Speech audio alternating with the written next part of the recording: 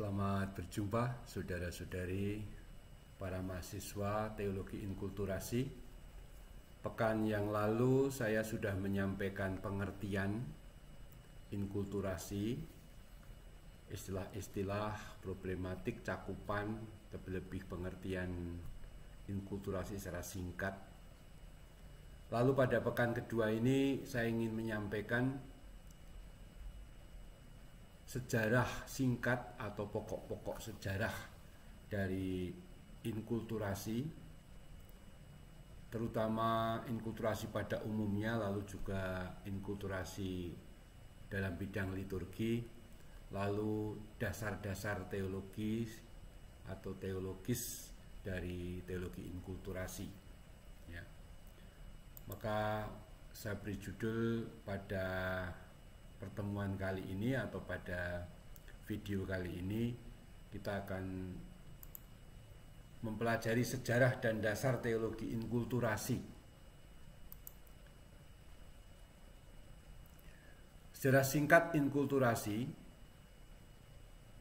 sejarah singkat, karena memang inkulturasi ini punya sejarah yang panjang. Pada prinsip dasar seperti yang sudah saya sampaikan minggu yang lalu atau pada pekan pertama, inkulturasi itu sudah setua gereja sendiri. Bahkan iman pokok gereja kepada Tuhan Yesus Kristus itu sudah menunjuk peristiwa inkarnasi, yang yaitu peristiwa sabda menjadi manusia, sebagai peristiwa inkulturasi yang pokok dan utama, bahkan menjadi dasar dari seluruh teologi inkulturasi kita, yaitu peristiwa Yesus Kristus. Dia adalah sang sabda yang menjadi manusia, berinkarnasi sebagai orang Yahudi, menghidupi budaya Yahudi, bahkan agama Yahudi, dan kemudian dia wafat dan bangkit. Akhirnya mengutus Roh Kudus yang diterima oleh semua bangsa. Disitulah iman atau Injil atau iman kepada Injil Yesus Kristus itu diterima sebenarnya, atau menjadi kerinduan dari budaya-budaya. Nah, untuk penjelasannya, saya pada bagian A itu untuk menjelaskan inkulturasi pada umumnya. Lalu yang B nanti inkulturasi dalam liturgi.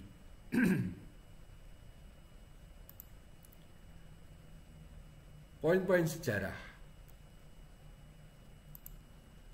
Saya mengikuti pembagian pokok sejarah inkulturasi berdasarkan artikel atau tulisan Karl Rahner yang memuat atau membagikan bagaimana gereja itu hidup dalam 3 periode. Ukurannya lebih pada bagaimana iman akan Yesus Kristus atau Injil itu dihidupi dalam kelompok budaya tertentu. Nah, pada periode pertama itu gereja perdana, ketika Injil diterima oleh orang-orang Yahudi dan oleh komunitas dengan budaya Yahudi. Itulah para rasul dan generasi pertama, orang-orang yang mengalami Yesus ataupun yang tidak mengalami Yesus, tetapi mereka katakanlah berkumpul dalam gereja di Yerusalem. Itu Injil masuk dalam lingkungan Yahudi, dan konteks liturginya juga seluruh peribadatan Kristiani yang berakar pada tradisi Yahudi. Masa periode pertama ini untuk Rahner singkat, karena periode kedua itu justru dimulai dengan Paulus yang ketika membawa Injil itu ke dalam budaya bangsa-bangsa. Kita tahu bahwa Paulus itu rasul segala bangsa, guru segala bangsa, begitu julukannya. Karena Paulus itu mewartakan Injil masuk ke kelompok-kelompok bangsa atau orang-orang non-Yahudi. Nah, poin ini yang diambil oleh Rahner sebagai periode kedua, ketika Injil lepas dari lingkungan budaya Yahudi masuk ke lingkungan non-Yahudi. Dan itu terutama adalah Yunani, ya, Romawi, dan kemudian apalagi sudah gereja itu diterima, bahkan dimerdekakan oleh Kaisar Konstantinus, bahkan kemudian menjadi agama negara sempat, ya, pada abad 4. Kemudian masuk ke Eropa pada umumnya hingga, nah ini lama sekali, hingga abad ke-20. Maka saya tulis di situ, mulai saat Paulus mewartakan Injil ke segala bangsa sampai abad ke-20. Abad 20 yang mana? Abad 20 sebelum Konsili Vatikan kedua. Maka periode ketiga itu adalah masa kita. Sebagai datumnya atau tanggalnya itu adalah Konsili Vatikan kedua. Konsili Vatikan kedua Rahner menyebut sebagai konsili gereja tentang gereja, tapi juga kapan gereja menjadi, dalam bahasa Jerman itu sebagai Weltkirche. Weltkirche itu artinya gereja dunia. Kenapa disebut gereja dunia? Karena saat itu gereja adalah gereja yang terdiri dari segala bangsa dan budayanya itu masuk.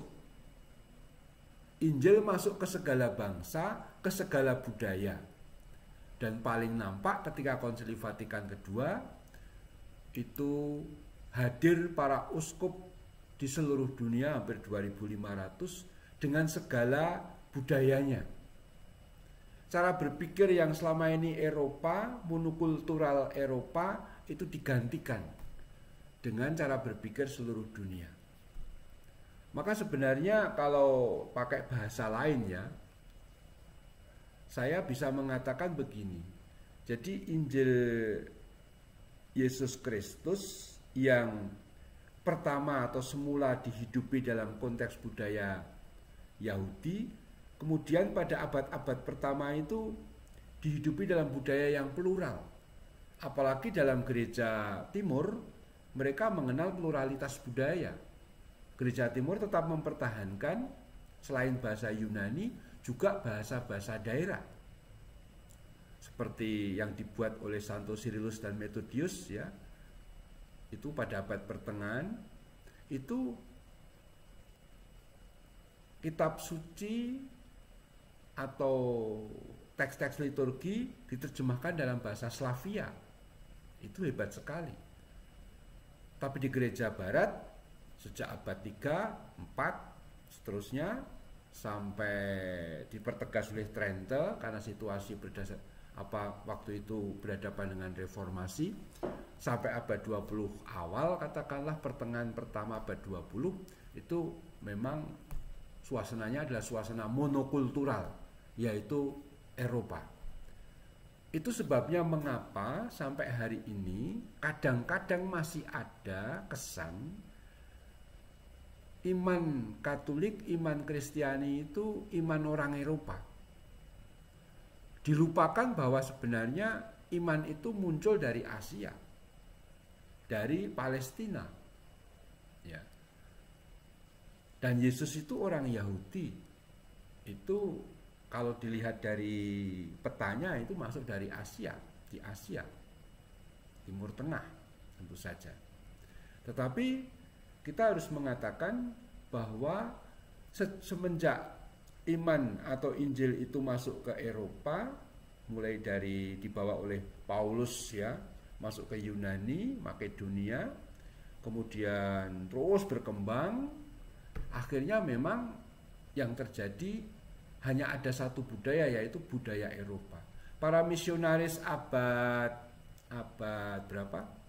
Abad 16-17, Santo Franciscus Xaverius yang sampai ke negara kita, ke Indonesia, Nusantara waktu itu, Maluku, ya. Itu mereka masih mewartakan Injil dalam balutan budaya Eropa.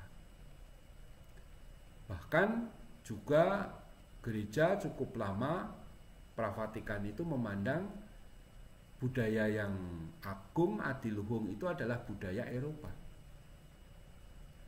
Nah, kemudian baru Konsili Vatikan kedua resmi gereja itu mengakui pluralitas budaya dalam gereja. Kalau tadinya monokultural, sekarang menjadi pluralitas, plural. Nah, tapi sebenarnya Pius ke-12 itu sudah mengantar. Bahkan dalam buku yang sedang saya tulis mengenai teologi inkulturasi, saya menemukan ensiklik Paus Pius ke-12, Pius 12 ya, yang menyebut pengakuan terhadap budaya-budaya bangsa-bangsa. Sejauh budaya-budaya itu tidak bertentangan dengan Injil, maka budaya itu diterima. Kata-kata macam ini nanti menjadi bahan kutipan juga atau menjadi dasar juga bagi ajaran Konsili Vatikan kedua. Tapi memang suasananya suasana sungguh-sungguh dengan abad ke-20 itu gereja menjadi gereja dunia. Artinya seperti juga Indonesia, bayangkan ketika Konsili Vatikan kedua yang hadir dalam sidang Konsili Vatikan kedua itu uskup-uskup. Memang di Indonesia sendiri waktu tahun 62-65 waktu sidang Konsili Vatikan kedua 1962-1965 masih cukup banyak uskup yang dari Eropa, tapi mereka sudah menjadi orang Indonesia dalam pengertian sudah lama di Indonesia, mengenal budaya Indonesia dengan baik. 1, 2, 3 uskup asli Indonesia yang pribumi seperti Monsinyur Albertus Sugio Pranoto, jelas itu menjadi bagian dari gereja dunia. Apalagi 1961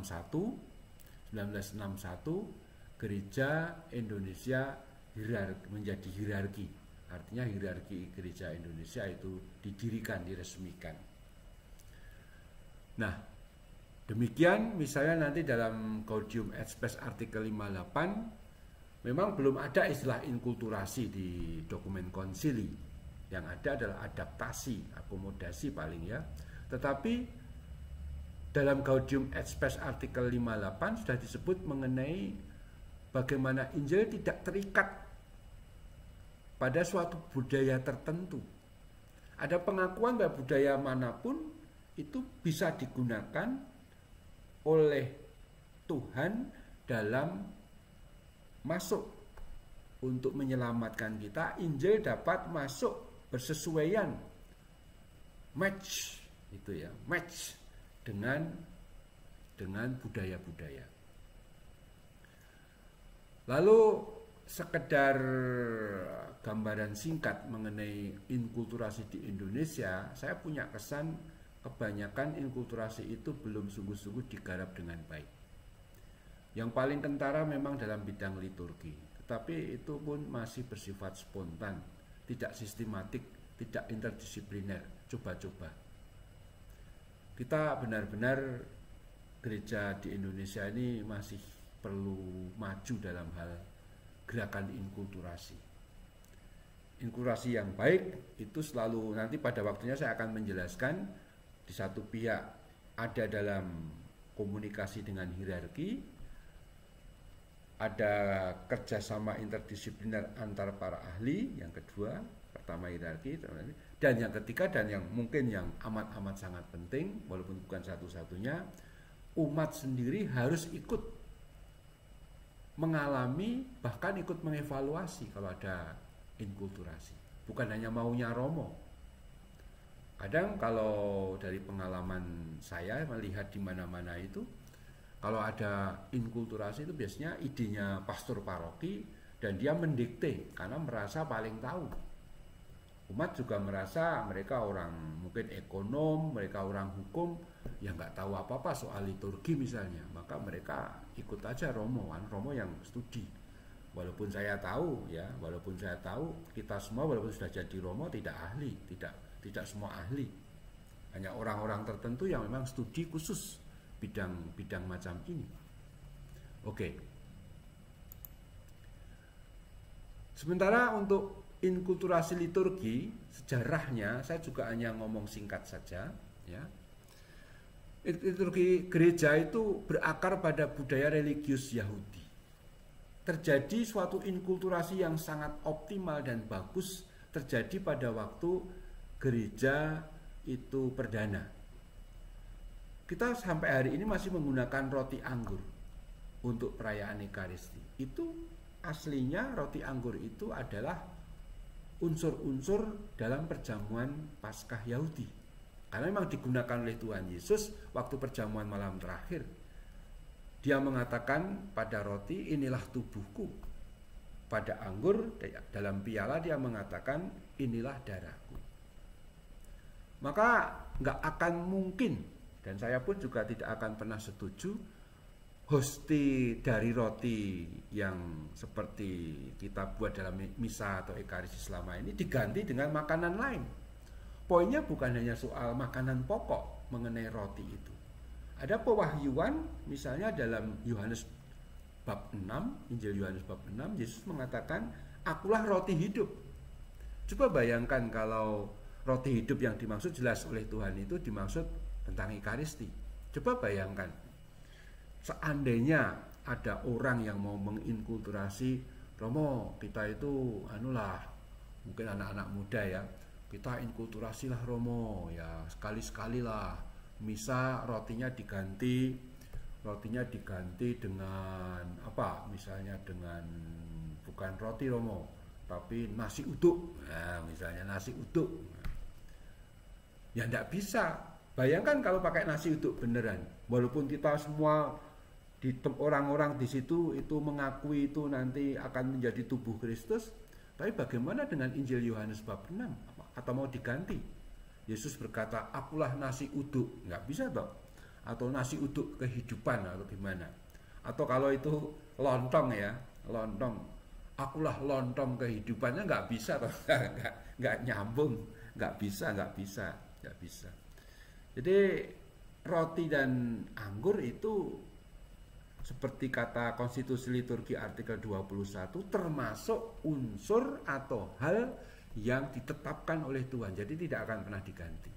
Termasuk air dalam baptisan, nggak bisa diganti air cola atau air Coca-Cola atau Sprite atau apalah, apalagi air jahe, rebusan jahe ya. Sehat karena biar nggak masuk angin, nggak bisa. Karena memang baptisan itu dengan air, dan Tuhan juga menunjuk dalam Yohanes bab 3 misalnya mengenai orang harus dilahirkan kembali, maksudnya baptisan. Bagaimana dia dibaptis oleh Yohanes di sungai Yordan dan macam-macam yang lain. Juga hari-hari liturgi, misalnya Paskah, Pentakosta, itu kan semua sesuai dengan apa? Sesuai dengan model Yahudi. Kita menyerap istilah-istilahnya, bahkan Paskah, Pentakosta dipakai. Lalu liturgi sabda itu berakar pada ibadat sinagoga. Ada 3 pokok, yaitu bacaan, tanggapan, lalu doa. Lalu inkulturasi liturgi yang paling intensif sesudah masa gereja perdana itu pada abad 4 sampai abad 6. Saat itu terjadi benar-benar pembentukan ritus Romawi yang sampai saat ini masih kita alami dengan ritus Romawi kita, termasuk doa syukur agung pertama. Sekarang ini kita sebut doa syukur agung pertama. Itu dulu satu-satunya doa syukur agung dalam gereja barat. Beda dengan gereja timur, mereka mempunyai banyak doa syukur agung, tapi setiap doa syukur agung itu satu prefasi. Kalau gereja barat itu banyak prefasi sesuai dengan pestanya, tapi doa syukur agungnya cuma satu. Maksudnya sejak abad 4, 5, 6 hingga pertengahan abad 20. Sesudah Konsili Vatikan kedua, atas perintah konsili juga, Paus di bawah pimpinan Paus Paulus ke-6, kita ada misa TPE kita yang kita tahu mengenal ada beberapa doa syukur agung yang dibuat. Nah, sejak abad pertengahan, khususnya mulai abad 9, apalagi Konsili Trento, misa Tridentin ya dengan bahasa Latin. Baru dengan Konsili Vatikan kedua, inkulturasi dengan berbagai budaya dunia terjadi. Ada usaha misalnya yang belum saya sebut tapi nanti dalam buku, dalam diktat ada saya sebut, silahkan dibaca. Tapi dalam buku yang sedang saya tulis, saya berharap tahun ini selesai, itu teologi inkulturasi. Saya mengurai sejarah agak lebih panjang, lebih detail. Saya menyebut misalnya ini, contoh inkulturasi dari yang dibuat oleh dua Yesuit pada abad 17, 16, 17, yaitu Matteo Ricci dan Roberto De Nobili. Matteo Ricci di Cina itu dia masuk ke memahami dan mempelajari Konfusianisme, dan dia berpakaian, bisa lihat digambar di YouTube ya, atau digambar di internet, tinggal browsing Matteo Ricci gitu, akan ada lukisan Matteo Ricci kayak orang Tionghoa itu. Lalu Roberto De Nobili itu di India, seorang Yesuit juga, berusaha membuat suatu inkulturasi. Sayangnya gereja pada abad 17 termasuk pimpinan yaitu Paus masih belum menerima, bahkan melarang model inkulturasi Matteo Ricci dan Roberto De Nobili. Bagusnya adalah 200 tahun kemudian, katakanlah tahun 1935 atau 38, saya lupa persis tahunnya, dan juga tahun berapa itu, Paus Pius ke-11 dan 12 mungkin, 11 12 gitu, abad 20 itu mencabut, membatalkan pelarangan atau itu, mengakui bahwa penghormatan kepada leluhur oleh orang Tionghoa dianggap sebagai sesuatu yang tidak berlawanan dengan Injil, itu lebih suatu budaya penghormatan, tapi tidak melawan iman Kristiani.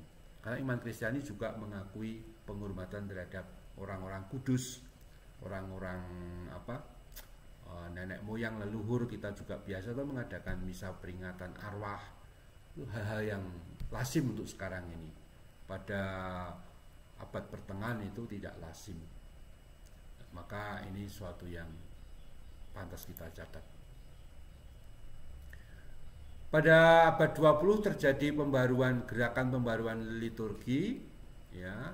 Di buku liturgi pengantar untuk studi dan praksis saya menulis bagaimana gerakan pembaruan liturgi ini punya dua tujuan.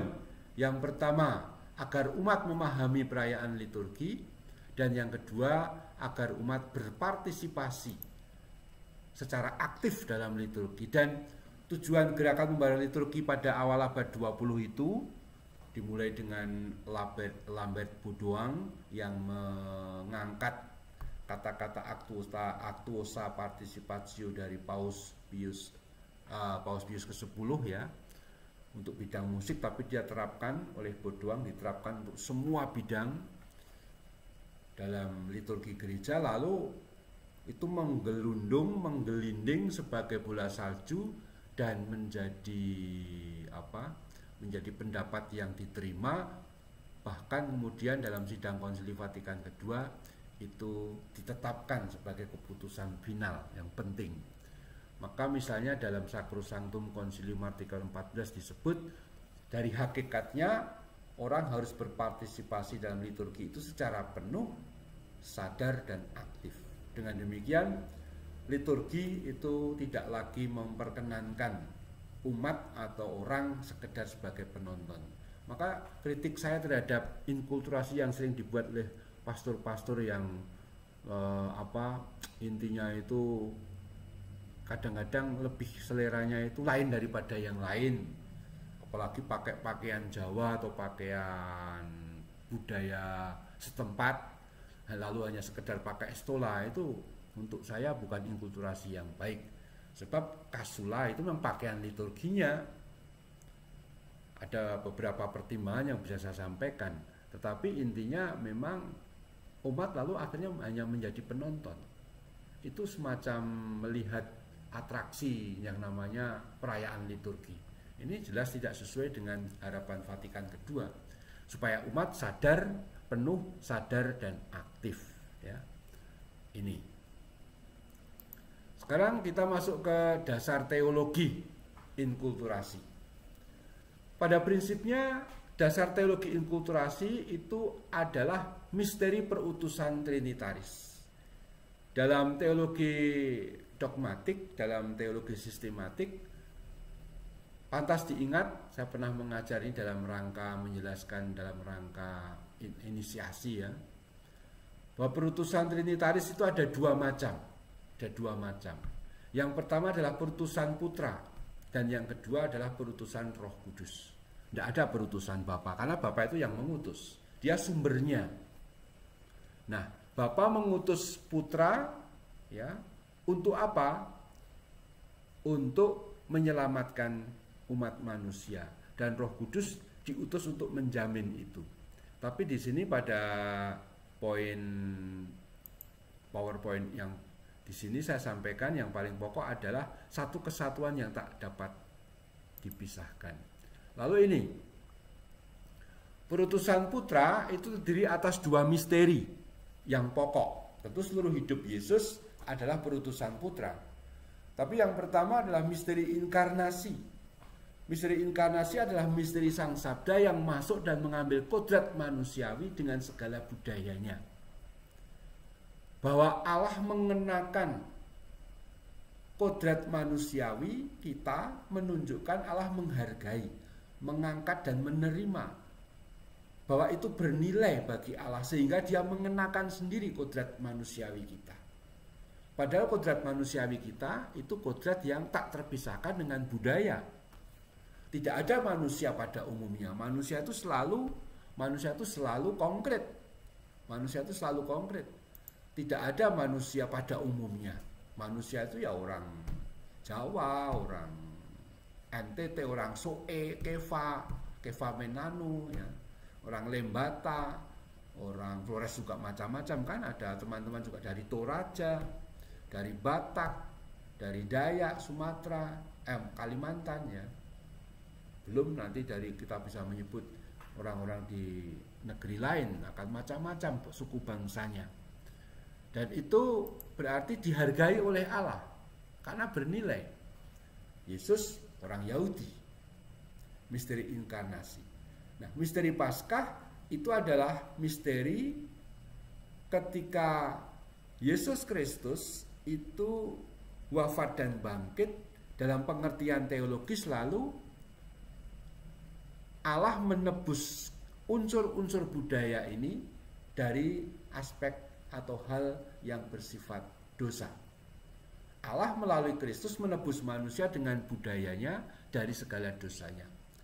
Maka di sini budaya dengan segala unsur-unsurnya termasuk yang berdosa ditebus, dimurnikan oleh Allah agar layak menjadi sarana perjumpaan dengan Allah.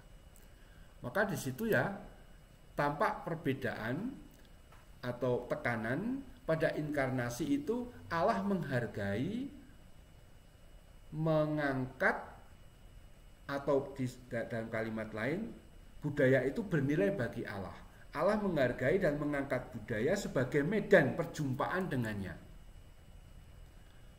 Allah menghendaki kemanusiaan kita dengan yang terikat dengan kebudayaan masing-masing yang mencakup entah itu adat istiadat, menyangkut etiket, bahasa, pakaian, yang semua sangat berurusan dengan kekasan budaya itu dikenakan oleh Allah sebagai medan perjumpaan manusia dengan Allah. Nah, jadi budaya itu sesuatu yang bernilai, yang baik. Budaya itu baik, apapun budaya manusia. Dulu tadi saya sebut ya, gereja sempat mengalami masa abad pertengahan sampai pertengahan abad 20 merasa bahwa budaya yang tertinggi itu budaya Eropa. Tetapi sejak Vatikan II dipahami bahwa setiap budaya itu bernilai. Tidak ada yang lebih tinggi atau mendominasi. Bahwa dalam praktek ada kelompok ras tertentu merasa lebih hebat, yang paling fatal, tapi juga contoh yang paling gelap dalam sejarah itu adalah Hitler. Hitler merasa ras Jerman, ras mereka, orang kulit putih khususnya Jerman itu adalah ras nomor satu, ras paling tinggi, paling hebat. Lalu mereka merasa berhak untuk membasmi ras yang lain, dalam hal ini lalu Yahudi. Waktu itu menjadi suatu situasi yang amat kelam bagi sejarah kemanusiaan. Sampai 6 juta orang Yahudi itu dibunuh, dimasukkan kamp konsentrasi dan seterusnya. Nah, maka budaya itu ternyata juga ada yang negatif. Maka masuk ke misteri Paskah. Dalam misteri Paskah, unsur-unsur budaya yang negatif, yang berdosa itu ditebus, dimurnikan. Misalnya tradisi poligami, apalagi poliandri ya. Di berita belum lama ini kan ternyata ada PNS. Ya, maaf ini tidak mendiskreditkan jenis tertentu, tapi PNS ada yang poliandri. Poliandri itu artinya perempuan punya banyak atau punya lebih dari satu suami ya, katanya dalam berita itu ya. Tapi itu jelas unsur-unsur budaya yang kita anggap tidak tepat, tidak sesuai dengan Injil. Poligami, lalu segala hal yang sifatnya budaya, mungkin ada aspek pengorbanan manusia atau hal-hal yang tidak menghargai martabat dan hak asasi manusia, itu semua tidak sesuai dengan budaya, tidak sesuai dengan nilai-nilai Injil. Itu harus ditinggalkan. Jadi ada unsur budaya yang memang harus ditebus.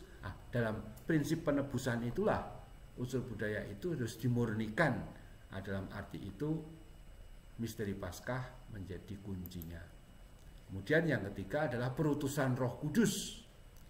Perutusan Roh Kudus ini kalau dalam kitab suci adalah Kisah Rasul bab 2, ketika Roh Kudus dicurahkan kepada orang-orang waktu itu di Yerusalem. Dan yang menarik ketika Petrus mewakili para rasul mewartakan Injil, itu semua orang dengan berbeda-beda bahasa itu bisa dong, bisa paham, bisa mudeng, bisa paham dengan apa yang diwartakan oleh Petrus atau para rasul. Di situ para teolog inkulturasi mengatakan atau menyebut bahwa sebenarnya Injil itu bersesuaian, match atau matching atau pokoknya nyambung dengan kerinduan setiap budaya. Bahasa yang mewakili budaya-budaya yang dari segala bangsa itu katakanlah menunjukkan bahwa budaya setiap manusia dimanapun kapanpun itu sebenarnya merindukan Injil. Sehingga Injil memang harus diwartakan ke segala bangsa. Ini kan poinnya di situ. Mukjizat Pentakosta pada Kisah 2 adalah nyambungnya atau dapat diterimanya Injil ke dalam setiap budaya manusia. Setiap orang atau budaya aslinya mendambakan karya penyelamatan Allah melalui Kristus dalam Roh Kudus tersebut. Nah, dua perutusan trinitaris, yaitu perutusan Putra yang terdiri atas misteri inkarnasi dan misteri Paskah, dan kemudian misteri Pentakosta ini sebagai istilah misteri, lalu saya sambung saja menjadi 1, 2, dan 3. Misteri inkarnasi, misteri Paskah, kedua misteri Pentakosta menjadi dasar teologis dari untuk inkulturasi. Begitu untuk sementara, nanti pada waktunya masih bisa akan saya kembangkan.